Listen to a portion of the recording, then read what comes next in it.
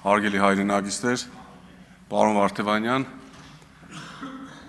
մինչ ձեր մասին աժգաժն փոխնախագահի տեխնայության մասով ձեր անդառնալը փոքրիկ համեմատած փոքրիկ ակնարկ այսօր Հայաստանի պատմության մեջ առաջին անգամ ունենք ամոթալի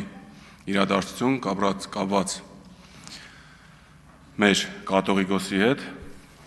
սիրելի հայրենագիստեր, այսօրը սովորական օր չէ, այսօր պարզապես հերթական դատական նիստ չէ, որ նշանակված է, այսօր մեր հայ ժողովրդի հազարամյա պատմության հերթական քննությունն է, այսօր դատելու են այն ինստիտուտը, որը դարեր շարունակ պահել է հայ ազգը, երբ մենք պետություն չենք ունեցել,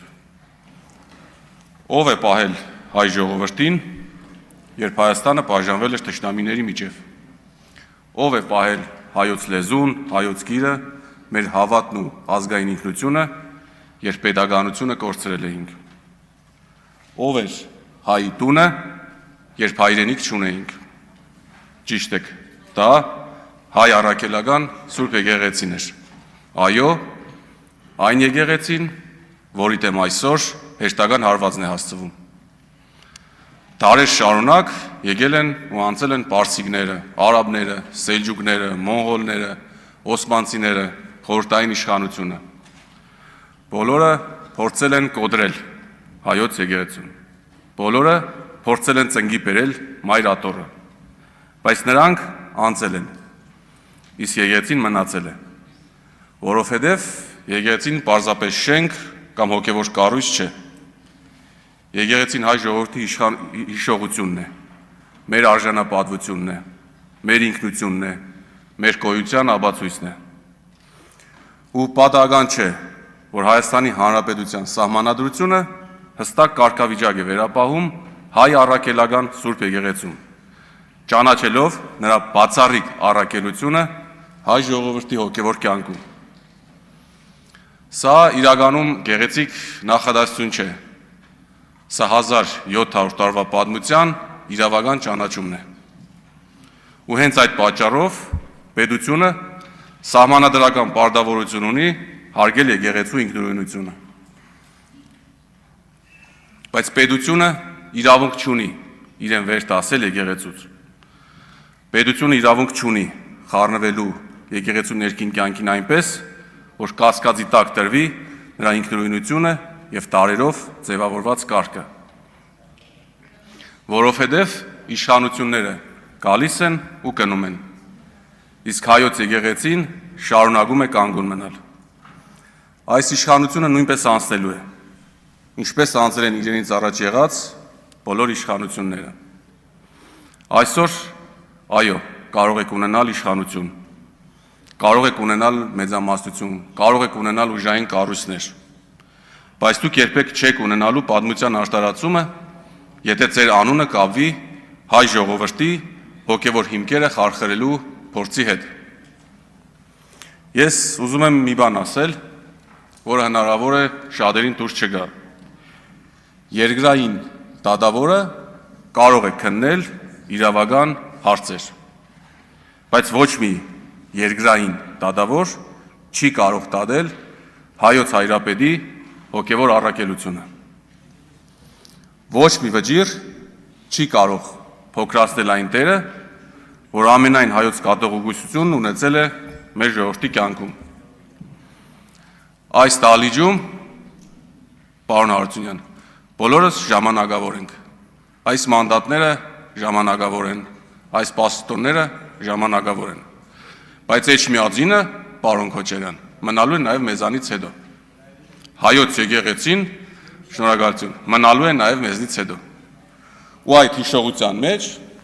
յուրաքանչյուրիս անունը գրանցվելու է իր կատարած գործով։ Կա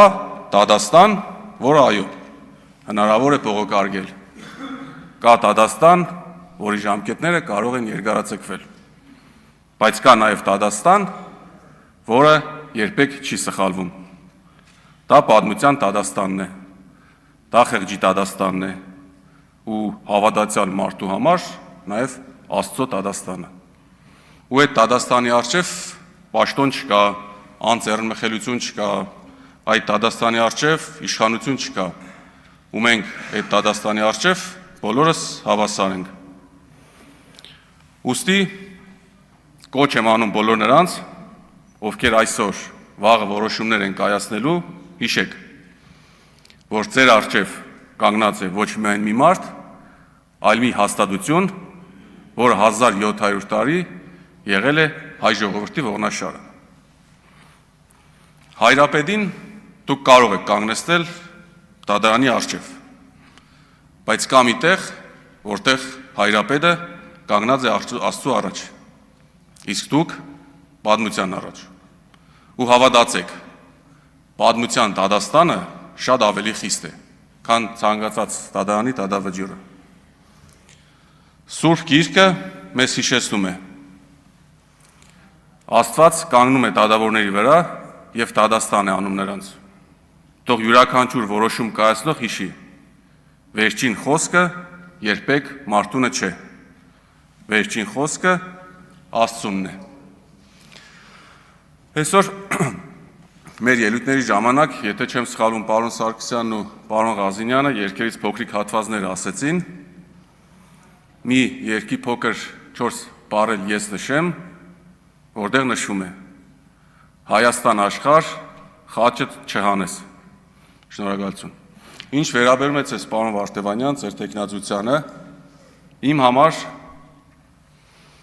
չեմ էլ ամենայն անգամ չեմ էլ ուզում անդրադառնալ ձեր մասնագիտական գիտելիքներին, այդ փաստ է, դա դե ֆակտո ունենք։ Մարդկային հատկանիշներին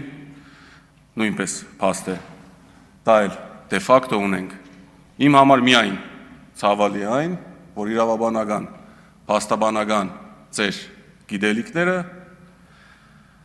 ձեր գիտելիքների մասով կարծիք են հայտնում ոչ մասնագետները։ Աստված պահապան հայ ազգին, խաղաղություն բոլորիս։ Մեսրոպ Մանուկյան